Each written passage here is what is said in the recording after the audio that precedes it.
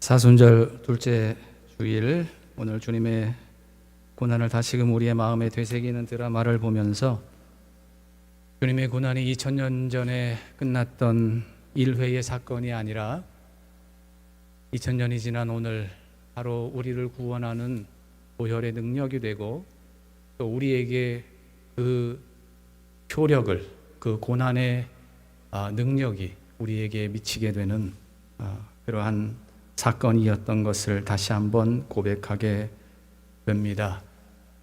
바로 이 예수 그리스도의 십자가에 못 박히심의 사건을 보면서 또 다른 못을 박힌 한 사람을 오늘 우리는 이 본문에서 한번 찾아보려고 합니다. 예수님은 십자가에 못이 박혔지만 이 사도 바울이라고 하는 이 사람은 그 그리스도의 은혜에 정말 깊이 못 박혔던 사람이었던 것을 우리는 이 본문을 통해서 발견할 수 있습니다. 여러분들, 고린도 교회를 떠올리면 제일 먼저 떠올라지는, 연상되는 어떤 단어가 좀 있지 않습니까? 아마 신앙생활을 하고 성경을 좀 읽어보신 분들은 고린도 교회 하면 떠올라지는 어떠한 연관되는 단어가 있는데, 문제 많은 교회, 탈 많은 교회, 분쟁이 많은 교회, 아마 이렇게 떠올려질 수도 있을 겁니다. 네, 실제로 그랬습니다. 제가 매주 이렇게 격주로 지금 제가 속해 있는 하나의 큰 톡방에 말씀 묵상을 하는데, 계속 고린도전서 말씀을 제가 계속 말씀 묵상글을 올리고 있습니다. 그런데 매일마다 올리는 그 말씀 묵상의 글들을 이렇게 하다 보니까 고린도 교회의 그 모습들이 너무나 선명하게 제 안에 들어오는 것을 많이 경험합니다. 자, 그런데 이러한 고린도 교회에 여러 문제들이 있었는데 그 문제 가운데 하나가 뭐였냐면 부활에 대한 논란이었어요. 이 부활이 정말 예수님이 진짜로 살아났냐? 오늘 부활하신 예수님은 오늘 여기 우리가 봤습니다만, 예수님의 부활이 진짜냐? 아니면 혹시 다른 사람 혹은 그냥 소문에 그친 것은 아니었느냐 하는 이러한 논란이 있었고, 또 이제 예수님이 다시 재림하실 때 우리가 다시 부활한다고 하는데 어떻게 죽은 자가 다시 살아날 수 있겠냐라고 하는 논란이 이 고린도 교회 안에 있었어요. 그런데 이 고린도 교회를 개척한 사도 바울의 입장에서는 어떻게 하면 이 부활의 사실이 진리이고, 그리고 정말 죽은 자가 다시 살아날 수 있음을 어떻게 변증할 것인가? 여러분들이라면 정말 예수님이 살아나신 게 맞냐? 라고 하는 의문점을 가지고 그러한 질문을 한 사람이 있다면 여러분들은 어떻게 거기에 대해서 변론하시고 그리고 그들에게 논증하시겠습니까? 아마 제일 좋은 방법은 예수님이 살아난 것을 본 사람이 있어. 예수님이 부활한 것을 직접 본 사람이 있다니까, 이 얘기하지 않겠습니까? 그러니까 사도 바울도 그랬어요. 그래서 그는 이 고린도전서 15장에서 무엇을 얘기하냐면 예수님의 부활을 친히 목격했던 사람들을 쭉 열거를 합니다. 그리고 나서 맨 마지막에 나도 봤어, 이 이야기를 하는 거예요. 나도 예수님이 부활하신 것을 봤어. 어디에서? 그가 이 말을 할 때는 무엇을 떠올렸을까요? 다메섹 도상에서 만났던 예수님. 다메섹에 그가 무엇하러 갔습니까? 다마스커스에 가는 그의 걸음은 이제 예수 믿는 사람들을 다 잡아 족치기 위해서, 그리고 이 사람들을 감옥에 가두고, 그리고 감옥에 가두어서 뭘 했겠습니까? 다 사형을 당하게 하든지 원형 경기장에 던지든지 그러한 일들을 했던 것이죠. 그러기 위해서 아주 보무도당당하게 살기가 등등하게 이제 다마스커스로 가던 그 길에서 자기가 만났던 예수님을 아마 바울은 떠올렸을 거예요. 내가 거기에서 예수님을, 정말 살아계신 부활하신 예수님을 만났어, 이 말을 했을 겁니다. 그런데 여기에서 그가 만났던 예수님을 증거할 때 다른 데와는 전혀 다른 진술을 그가 하고 있습니다. 그게 뭐냐면 8절에 보면, 오늘 본문의 9절부터 읽어서 8절을 읽지는 않았습니다만 8절에 이런 말을 합니다. 맨 나중에 만삭되지 못하여 난 자 같은 내게도. 부활하신 예수님이 나를 만나 주셨다고 하는 거죠. 그런데 4장과 또 11장 여기에서 보면 여러분들은 나를 본받으십시오 라고 그렇게 담대하게 말했던 사람이 지금 여기에서는 만삭되어 나지 못한 자 같은 내게도 보이셨다. 이러한 표현을 합니다. 여기에 맨 나중에 만삭되지 못하여, 즉 자기가 맨 나중에, 즉 마지막 목격자라고 하는 것이죠. 그런데 만삭되지 못하여 난 자 같다라고 하는 말은 이게 뭡니까? 제달 채우고 나지 못한 자 같은 자신을이라고 표현을 하는 거죠. 칠삭동이, 팔삭동이, 그것은 사실은 그 당시의 사람들에게서는 큰 욕입니다. 제대로 정신이 온전하지 못한 사람들을 말할 때, 아니 이럴 때, 그럴 때 표현하는 말이죠. 그런데 그러면서 그 뒤에 나오는 본문이 오늘의 본문입니다. 우리 9절을 한 번 더 읽어볼까요? 혹시 좀 띄워주실 수 있을까요? 오늘의 본문을 9절을 한번 같이 읽어보겠습니다. 네. 한번 성경을 찾아서 한번 읽어보겠습니다. 자, 나는 사도 중에 가장 작은 자라. 나는 하나님의 교회를 박해하였으므로 사도라 칭함받기를 감당하지 못할 자니라. 나는 사도 중에 가장 작은 자라. 나는 하나님의 교회를 박해하였으므로. 저는 이 고린도전서 말씀을 묵상하는 순간에 사도 바울의 마음 깊은 곳에, 여기에 대해서 자세하게 설명하진 않았지만 사도 바울의 평생에 그를 사로잡고 있었던, 그리고 그의 마음속에 깊이 박혀 있던 하나의 못을 발견합니다.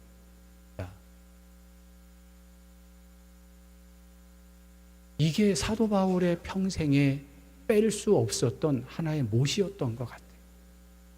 예수님이 십자가 위에서 못이 박혔다면 사도 바울은 자기가 지난날 행동했던, 그리고 그것이 하나님의 영광을 위한 것이라고 굳건하게 믿고 행했던 자기의 행위들, 그게 뭐였습니까? 하나님의 교회를 박해하였던 일, 그리고 그 수많은 생명을 자기의 손으로 형장의 이슬로 사라지게 했던 그 일. 아마 시간이 지나면 지날수록, 그리고 자기가 하나님의 은혜가 어떠한 것인지, 그리고 율법과 은혜에 대한 하나님의 가르침을 깨달아가면 갈수록 그는 자기가 무슨 짓을 했는지, 어떠한 일을 했었는지, 그것이 새록새록 바울의 마음속에는 그것이 더욱더 선명해졌을 것 같아요. 우리에게도 혹시 지난날의 삶을 돌이켜보면서 내가 그때 왜 그랬지? 내가 왜 그때 그 일을 했을까? 하는 그러한 일들이 혹시 있지 않으십니까? 저는 그런 것들이 참 많아요. 내가 그때 아이들을 왜 그렇게 했었어요? 그때 왜 좀 더 나의 동역자들을 좀 더 품지 못했을까? 내가 그때 왜 좀 더 하지 못했을까? 그때의 나의 실수와 그때 행했던 나의 허물이 지금 생각하면 너무나 부끄럽고, 그리고 너무나 민망하고 어리석어서 내가 누군가에게 말도 못하고 그것이 내 마음속에 깊이 사로잡혀 있는, 내 가슴에 박힌 못이 되어서 나를 사로잡고 있는 그러한 것이 혹시 여러분들에게 있지는 않은지 모르겠습니다. 아마 바울은 하나님의 사랑의 깊이를 알아가면 갈수록, 하나님께서 행하신 구원의 도리를 더 깊이 경험하면 할수록 자기가 저질렀던 그 일, 그것이 하나님 앞에 최선이라 여기며 하나님의 영광을 위하느니라 그렇듯 행했던 자기의 그 일을 생각하면 자기의 무지함이 얼마나 부끄러웠을 것이고, 자기가 핍박했던 사람들, 자기가 투옥시켰고 형장의 이슬로 사라지게 했던 사람들을 생각하면 아마 그는 부끄러워서 낯을 들지 못했었던 것 같습니다. 그리고 그때 자기가 한 그 일, 그것이 바울의 마음에 못으로 깊이 박혀 있었고, 그리고 그는 자세하게 말하진 않았지만 스쳐 지나가는 한마디의 단어이긴 하지만 이 가운데 그의 깊은 고백이 드러나고 있는 것 같아요. 그게 뭡니까? 내가 하나님의 교회를 박해하였으므로 나는 사도라고 나는 도저히 칭함을 받을 수가 없는 사람입니다. 그래서 나는 10달 되어서 나지 못한, 제자들을 채워서 나오지 못한 그렇게 어리석고 멍청하고 무지하고 목매했던 사람입니다 라고 하는 그 고백이 여기에서 나옵니다. 하나님의 교회를 박해하였으므로. 아마 그는 그 옛날 무지했던 자신의 모습이 떠오르면 정말 부끄럽고 하나님 앞에 송구하고 너무나 괴로워했던 듯합니다. 이런 자신의 무지를 생각하면 그 말이 당연한 것이죠. 제다를 채우고 태어나지 못했던 사람 같았던 모습이었던 것이죠. 그래서 그는 8절에 그러한 고백을 했던 것이고, 내가 그런 자인데, 작은 자이고 하나님의 그 거룩한 교회를 그렇듯 핍박했던 자였음에도 불구하고 나를 지금 사도로 삼으셨다고 하는 이 사실, 그래서 사도라고 부름을 받을 만한 자격이 없지만 그럼에도 하나님께서, 그리스도께서 나를 사도로 삼아 주셨다라고 하는 사실을 기억할 때마다 그는 어떠한 결론에 다다르게 됩니다. 어떠한 종착역에 다다르게 되죠. 그게 뭡니까? 은혜라고 하는 종착역에, 그리고 은혜라고 하는 결론에 다다르게 됩니다. 나의 그 어떤 조건을 보지 않으시고 내가 행했던 그 교회를 맹렬하게 핍박했던 나를 그래도 버리지 않으시고, 도리어 부활하신 주님이 그 부활하신 몸을 보여주시고 오늘 도무지 내가 감당할 수 없는 사도라고 하는 직분을 주시고, 그리고 주를 위해서 일하게 하신 이 모든 것을 생각할 때 이것은 하나님의 은혜가 아니고서는 그 어떤 방법으로 용납할 수 없는, 그리고 해결될 수 없는 은혜가 아니고서는 도무지 이 일에 대해서 어떤 설명할 길 없는 그러한 막다른 곳, 그것이 그에게 있어서 은혜였습니다. 그래서 그가 말하죠. 나의 나된 것은 하나님의 은혜로 된 것이니. 나의 나된 것은 하나님의 은혜로 된 것이니. 이 구절이 너무나 유명하기에 그냥 저는 스쳐 지나가려고 했는데, 말씀을 묵상하는 중에 하나님의 교회를 박해하였으므로 라고 하는 이 한마디가 그렇게 바울에게 절절했었을 것 같고, 그리고 또 그 바울의 마음이 제 안에 느껴졌습니다. 아마 바울이 평생 결혼하지 않은 것도, 그리고 복음을 전하기 위해 죽음을 두려워하지 않았던 것도, 어쩌면 하나님의 교회를 핍박했던 자로서의 이 빚진 마음이 그에게 있었기에 이것을 하나님 앞에 조금이라도 갚고 싶은, 그리고 돌려드리고 싶은 은혜의 빚진 마음이 있었기 때문은 아니었을까. 40대의 한 대를 감한 39대의 매를 수도 없이 맞고 태장을 3번이나 맞으며 복음을 전하는 것을 중단하지 않았던 것. 바로 그는 하나님의 교회를 핍박했던 그 옛날 자기의 허물을 생각하며 하나님 앞에 부끄럽고 죄송한 마음의 발로가 그 기저에 있지 않았을까. 저는 바울의 이 마음을 느껴보며 오늘 저의 삶을 생각하게 됩니다. 나는 정말 하나님의 이 은혜에 대한 깊은 부딪힘과 그 은혜의 못이 내 안에 있는가? 주님의 십자가에 박힌 못을 생각하며 우리는 정말 이 은혜를 이처럼 우리 안에 깊이 박힌 적이 있는지, 또 은혜 아니면 살아갈 수 없는 존재라고 하는 깊은 고백이 우리 안에 있는지를 생각하게 됩니다.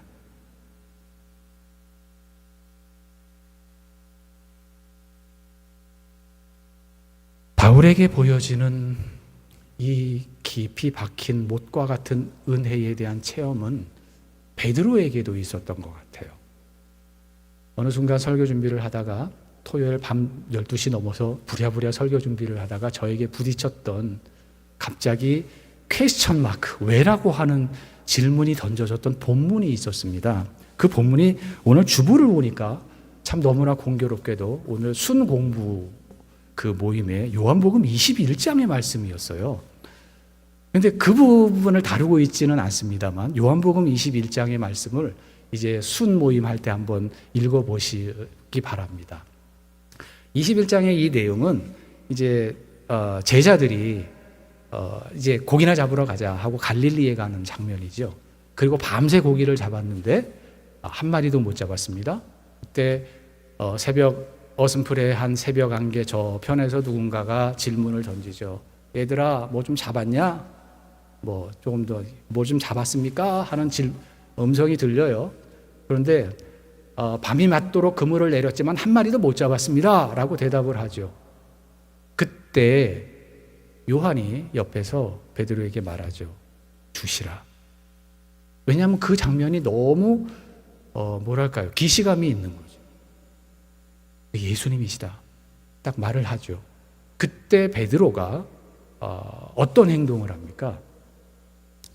본문을 혹시 먼저 찾으신 분은 잘 한번 살펴보시기 바랍니다. 보통 이렇게 질문을 하면 어떻게 대답을 하시냐면 배에서 뛰어내려서 헤엄을 쳐서 갔습니다 이렇게 대답을 하십니다. 예, 훌륭한 대답이에요. 그런데 바로 그 전에 배 위에서 베드로가 한 행동이 하나 있어요. 혹시 뭔지 아십니까? 요거는 잘 몰라요. 그런데 어느 날 제가 이 질문에 딱 부딪혔어요. 설교 준비를 하는데 아니 왜? 베드로가 왜? 뭘 했냐면 베드로가 보통 헤엄을 치려면 어떻게 하죠? 옷을 벗고 뛰어들어야지 정상입니다. 그런데 이때 베드로는 그렇게 안 했어요. 도리어 겉옷을 입고 그리고 뛰어내립니다. 갑자기 저에게 왜? 아니 뛰어내리는데 왜 옷을 입었지? 이 질문이 부딪혔습니다. 제가 이 질문을 붙들고 한 4시간을 새벽 4시까지 끙끙거렸어요. 왜 그랬을까? 그래서 뭐 주석도 다 찾아보고 그런데 또 뭐 주석이 별로 없잖아요. 뭐 밖에서 해외에 있으니까. 그래서 제가 고민을 하다가 제가 책상에 앉아 있다가 무릎을 꿇고 하나님 앞에 기도를 했습니다. 하나님, 베드로가 도대체 왜 옷을 입고 뛰어내린 겁니까? 라고 하는 마음으로 제가 그래서 기도하면서 베드로의 마음이 되어왔습니다. 베드로의 마음이 되어왔어요. 왜 옷을 입었을까 그 상황에서.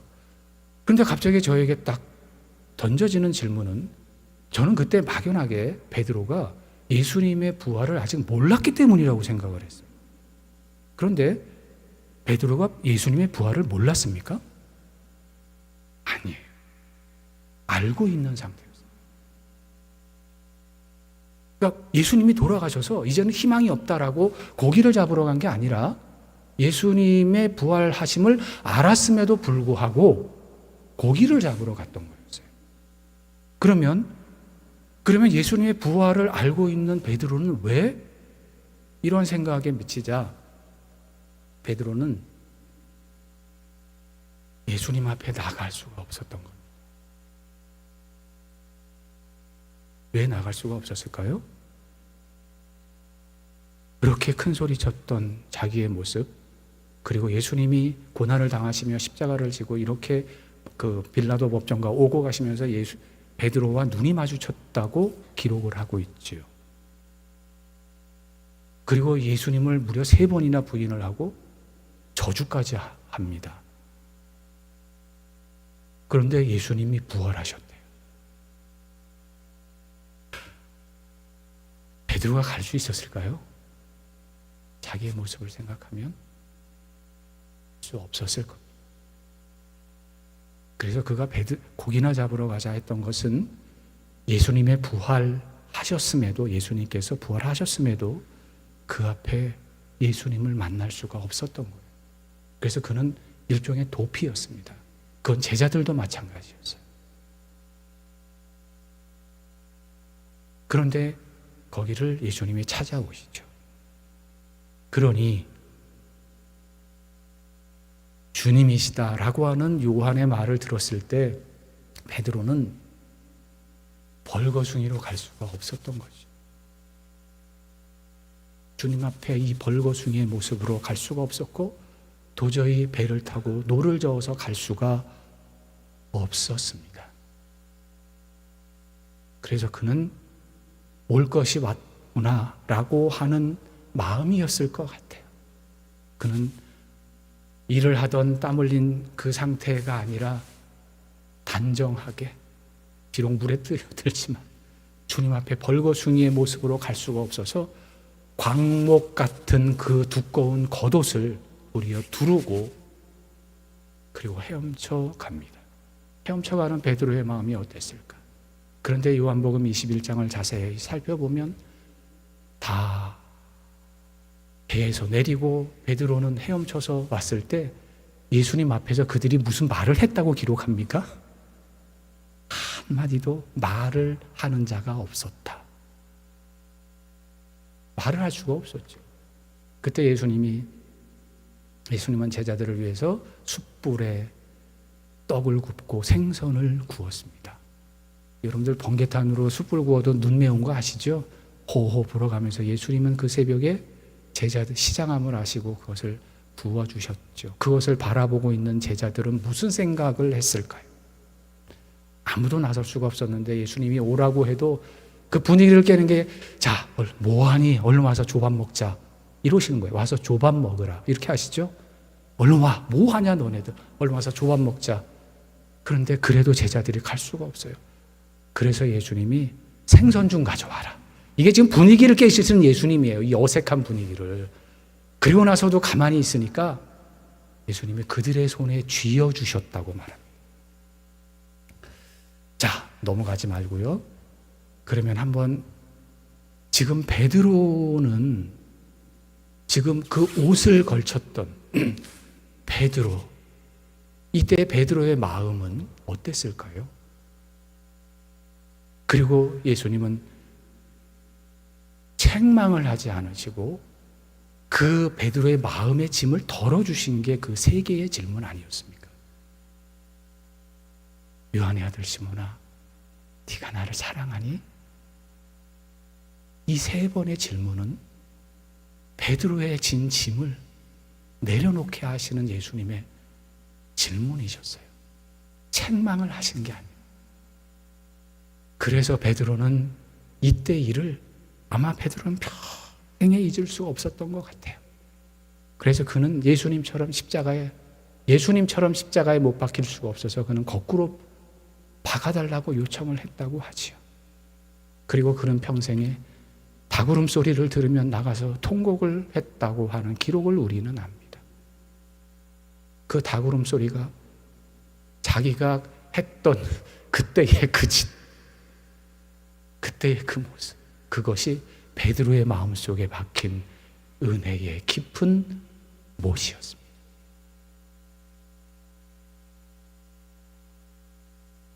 오늘 사라 여전도의 헌신 예배로 드리면서 사랑하는 여종들이 정말 사라가 경험하고 베드로가 경험하고 있었던 그 은혜의 깊은 체험과 부끄럽지만 그것을 그 마음속에 박힌 못을 그대로 품고 그리고 주님을 위해서 그렇게 평생을 살아갔던 그 주의 종들처럼 그러한 은혜의 깊은 못을 가진 사람들이 되기를 바랍니다. 예수님은 우리를 위해서 십자가에 정말 그 못을 박히셨지만 우리는 예수님께서 우리를 위해서 흘리셨던 그 은혜라고 하는 그 못이 우리 모든 이 성도들의 마음속에 깊이 박힐 수 있기를 바랍니다. 그것을 마음에 품고 그 은혜를 생각하면 은혜를 경험하는 사람은 교만할 수가 없어요. 나의 의견을 강력하게 주장할 수 없어요. 이것이 옳다라고 말하지 않아요. 왜냐하면 내가 옳다라고 주장하던 것이 얼마나 헛된 것인지 경험하고 나 같은 이런 사람을 주님이 구원하셨다라고 하는 이것을 고백하는 사람은 어떻게 교만할 수 있습니까? 어떻게 내가 옳다라고 주장할 수 있어요? 겸손함으로 갈 수밖에 없고 그렇게 살아갈 수밖에 없지 않겠습니까? 이것이 정말 은혜 박힌 자의 모습이라 생각합니다. 그렇게 본다면 저도 선교사로서의 이 삶을 살아가면서 저는 비로소 이 은혜의 못을 경험했던 것은 참 오래되지 않았던 것 같습니다. 한 10년, 12, 13년 전에 저는 참 아이러니하게도 지금도 저의 자녀들을 위해서 기도해 주시는 분들이 계심을 알고 있습니다. 너무나 감사의 말씀을 드리며 그때는 정말 한마디로 죽을 것 같았습니다. 저희 아이들이 신천지에 가 있다는 그 사실을 제가 그걸 어떻게 수용할 수가 있겠어요? 그런데 놀랍게도 그 일들을 통해서 저는 하나님 앞에 깊은 은혜의 못이 내 안에 박히는 것을 경험했습니다. 그래서 지금은 그 일들이 하나님께서 저에게 주신 특별한 은혜라고 지금은 고백합니다.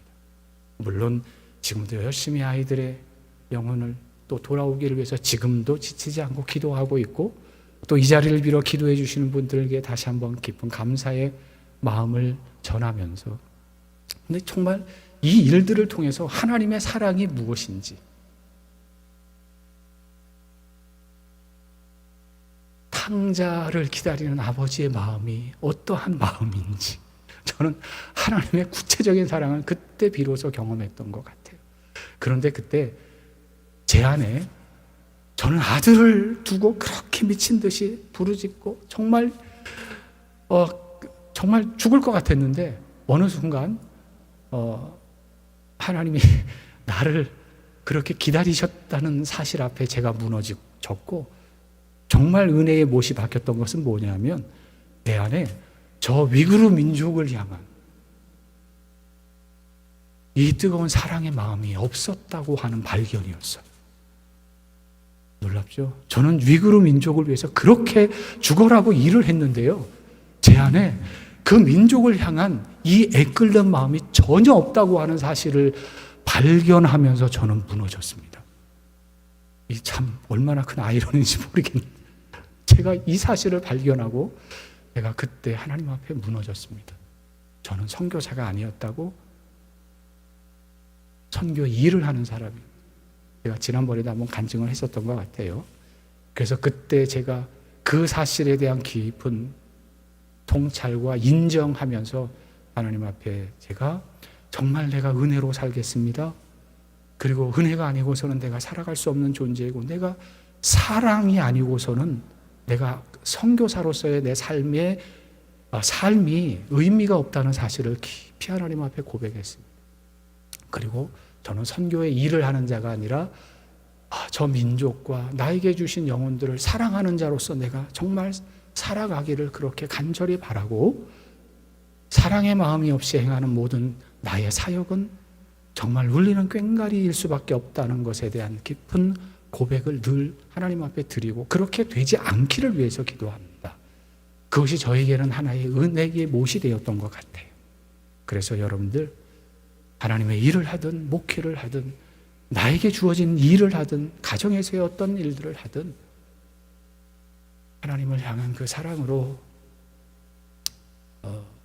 그리고 은혜를 경험한 자로서 살아가면 놀랍게도 그 가운데서 행복이, 기쁨이, 그리고 내 주위의 사람들이 변화되는 놀라운 기적들이 일어나게 되어지더라고요. 그러한 삶을, 은혜의 못을 박힌 사람으로서의 삶을 여러분들이 더욱더 풍성하게 살아가시게 되기를 주의 이름으로 간절히 축복합니다. 마지막 한 가지 기도 제목을 좀 나누고 말씀을 마치겠습니다. 다른 모든 것들은 다 행복하고 잘 지내고 있는데 여러분들의 기도를 특별히 요청합니다. 뭐냐면 제 아내의 처가 쪽에 그 가족들이 그 뇌혈관 쪽에 항상 좀 이렇게 좀 문제가 있어서 이번에 들어와서 한번 뇌 MRI를 한번 찍어보게 되었습니다. 특별히 증상이 나타나거나 그런 건 아닌데, 그런데 이 혈관에 뇌 협착이 있음을 이번에 이제 발견했습니다. 그래서 수요일 그 이대 목동병원에 가서 다시 한번 전문가의 소견을 듣기로 하고 또 혹은 그에 따른 처방을 받기로 했습니다. 그래서 제가 그 일을 처음 들었을 때 제가 저는 걱정을 하고 있는데 제 아내는 도리어 저를 위로하면서 걱정하지 마, 나 우리 치앙마이에 가서 더 행복하고 더 기쁘게 살 거야. 그렇게 얘기하는데 참 고맙고 감사했습니다. 저희들이 제 평생에 치앙마이에서 사역이든 함께 살아가는 삶이든 정말 행복하게 기쁘게 잘 살아가고 있습니다. 이렇게 살아가는 게 도리어 이래도 되나 싶은 생각이 들 정도로 치앙마이에서 사역도 열심히 하고 있고 또 행복하게 잘 살고 있습니다. 제가 그 얘기를 했더니 우리 목사님께서 너무 부러워서 자리를 좀 바꾸시면 어떨까요? 그 말씀도 농담 삼아 하셨는데요. 아무 걱정 없고 사역 잘 하고 있습니다. 그 대신 그 아내가 이 일들이 그 협착된 부분들이 깨끗하게 뻥 뚫려져서 아무 염려 없이 그렇게 행복하게 또 더 열심히 사역을 잘 감당할 수 있도록 기억나실 때 한번 기도해 주시면 감사하겠습니다. 제가 기도하겠습니다. 하나님, 은혜를 감사합니다. 은혜가 아니고서는 살아갈 수 없는 존재인 것을 다시 한번 고백할 수밖에 없습니다. 바울이 그러했고 베드로가 그러했고 그 마음속에 박혔던 깊은 은혜의 체험, 그리고 이러한 모자란 사람을 하나님의 은혜로 사도로 세우신 것에 대한 감당할 수 없는 그 고백이 있었고 그것으로 인해 평생을 하나님 영광 위에 살았던 것처럼 하나님, 저희들도 하나님의 이 은혜로 살아가는 저희들 되게 하여 주옵소서. 살아여전도회의 모든 여정들 위에 주의 복을 더하여 주시옵시고 참기름을 팔고 또 이 모양 저 모양 섬교에 참여하는 교회와 모든 여정들의 애씀과 수고 위에 우리 하나님 기억하셔서 그 가정마다 복되고 충만하고 가정의 형통함과 건강의 복으로 하나님 축복하시고 갚아주시옵소서. 이 교회가 든든히 세워져 가게 하시고 지금은 잠시 임시거처에서 예배드리고 있지만 하나님 아름다운 성전이 건축되어져서 하나님 앞에 큰 영광을 돌리되, 그러나 무엇보다도 건축해 가는 이 모든 과정이 하나님의 은혜 가운데 정말 함께 의논하고 하나 되어 한 마음과 한 뜻과 그리고 하나님의 마음을 구하며 이 모든 건축의 과정이 순조롭고 순탄하게 주님 모든 것이 잘 이루어져 갈 수 있도록 축복하여 주옵소서. 예수님의 이름으로 기도드리옵나이다. 아멘.